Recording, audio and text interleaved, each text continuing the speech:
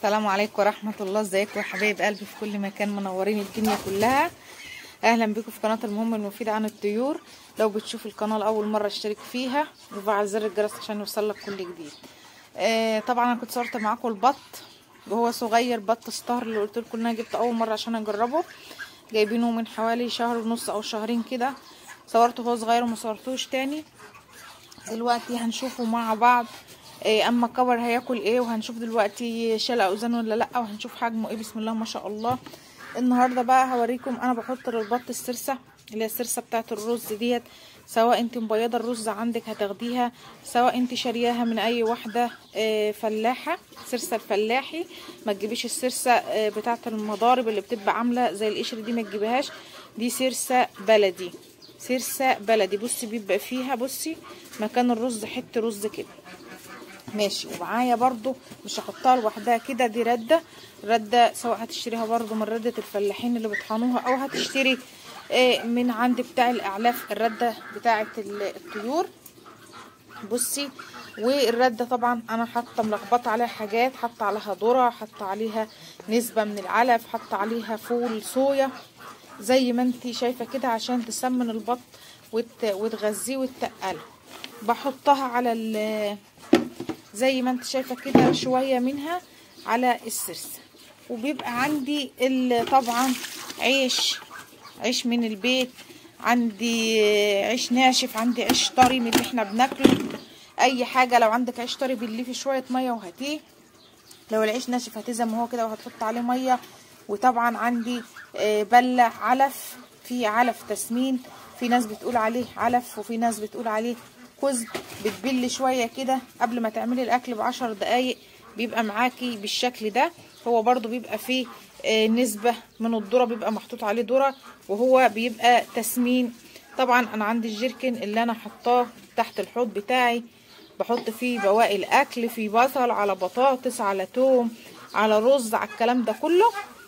بليت عليه العلف وجبته فضيته زي ما انت شايفه كده. بصي التوم اهو، الحاجات دي كلها بصل والتوم. ايه اللي خلاني اجيبها؟ لان الحاجات دي كلها حلوه للطيور وبتقوي مناعتها وبتبعد البرد وبتبعد اي حاجه عنها. التوم والبصل حلوين جدا جدا لاي نوع من انواع الطيور. وادي مكان الطماطم زي ما انت شايفه والكلام ده كله، حلوين جدا للفراخ وللبط ولكل حاجه، فراخ بيضه، فراخ بلدي، بط، كل حاجه. الحاجه دي حلوه لها. هتمسكي كل الكلام ده وهتبتدي ان انت تقلبيه في بعضه كده اهو،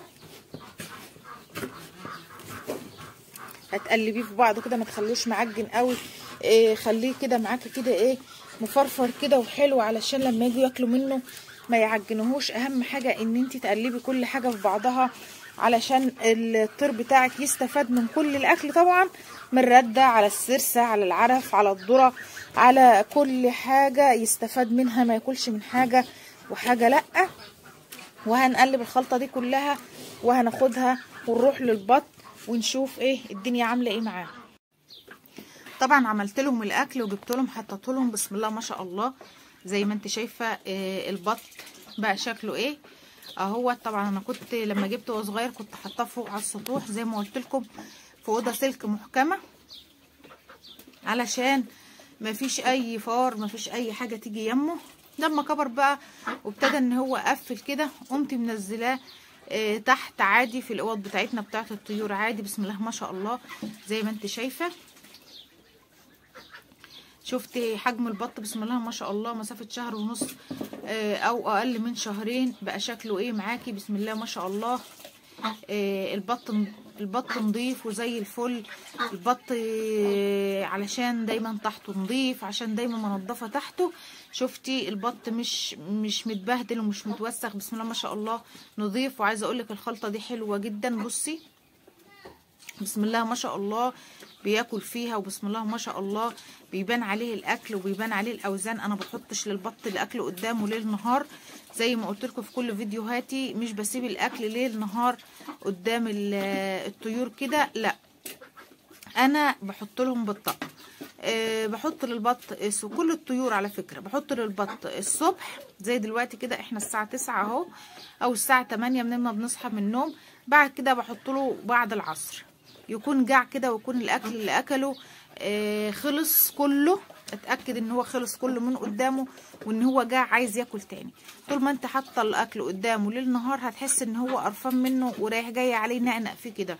انما لما تجوعيه وتحط له بالطاقه هياكل زي ما انت شايفه بالطريقه اللي انت شايفاها ديت. بسم الله ما شاء الله، هياكل كتير، هيبان عليه التقل، هيبان عليه الكبر، هيبان عليه الاوزان. البطه معاكي هيبقى ان شاء الله يومها بيومين.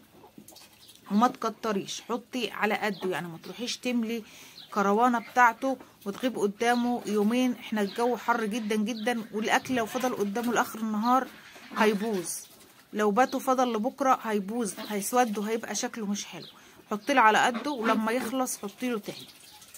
طبعا انا ده البط اللي انا جبته اللي هو ستار دولت، فيه دكر سوداني وبطتين مسكوفي. طبعا كنت حطاهم مع الطيور السوداني والمسكوفي، بس في دكر بيعضهم مبهدلهم وبيخليهم مش عارفين ياكلوا ولا يشربوا، فانا قلتهم جبتهم هنا مع البط ده، لان البط ده هادي مش بيجي يمهم، علشان طبعا لو ما اكلوش هيخسوا وهيتبهدلوا. فجبتهم هنا لحد ما اذبح الدكر اللي هو مبهدلهم هناك ده، ودايما مخليهم مش بياكلوا ولا بيشربوا. بصوا ده الدكر عايز يكسر البط. بسم الله ما شاء الله. زي ما قلت لكم الخلطه اللي انا حطيتها دي هتقدري ان انتوا تحطيها لكل انواع البط اللي عندك، مش للبط ستار بس او لبط معين بس، لا دي خلطه لجميع الاوزان بتاعه البط، للبط السوداني وللبط المسكوفي وللوز وللبط الستار، بط بغالي، اي انواع بط عندك هتقدري تحط لهم الخلطه دي، اللي هي سرسه على رده على علف تسمين على ذره على فول صويا. كل ده مع شويه عيش من عندك من البيت، كل ده هتقلبيه على بعضه وهتحطيه لاي نوع من انواع البط عندك في السن اللي انت شايفاه ده وفي العمر. طبعا ما ينفعش تحطيه لها قبل البط ما يقفل، طول البط ما يقفلش طبعا بياكل علف زي ما انت عارفه. بسم الله ما شاء الله، بسم الله ما شاء الله، اللهم زد وبارك. البط جميل، البط طلع نوعه حلو وعجبني جدا جدا. بط نضيف ما شاء الله عليه. انا بيعجبني قوي البطايه اللي هي النظيفه، البطايه الحلوه اللي هي بتبقى نظيفه كده وحلوه. بحبش طيوري تكون مش نظيفه ومش حلوه. وطبعا طول ما انت المكان نظيف تحتهم وناشف تحتهم هتلاقي البط بالشكل ده، سواء بط سوداني سواء بط بغالي، اي انواع، سواء البط الستار ده هتلاقيه نضيف كده معاكي ما شاء الله وزي الفل. النظافه طبعا لها عامل كبير على الطيور، زي ما بتكلم في كل فيديوهاتي، دايما خلي المكان ناشف تحت الطيور، دايما نشفي، دايما حطي جير يطهر المكان عشان طيورك ما يجيلهاش اي فيروس ولا يجيلها اي نوع من انواع العدوى. طبعا انا لما بصور حاجه بصورها معاكم زي ما قلت لكم وقتي مباشر كده على طول، واي تجربه بعملها للطيور سواء كبيره او صغيره بجربها على طيوري عملي قدامكم على طول عشان اعرفكم ان انا بستفاد بيها.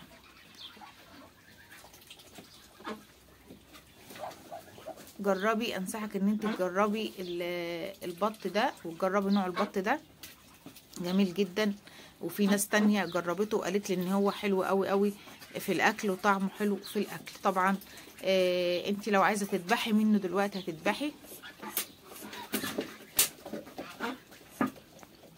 طبعا لو عايزه تذبحي منه في العمر ده هتذبحي، هتبتدي ان انت تذبحي منه لو انت مزنوقه فيه.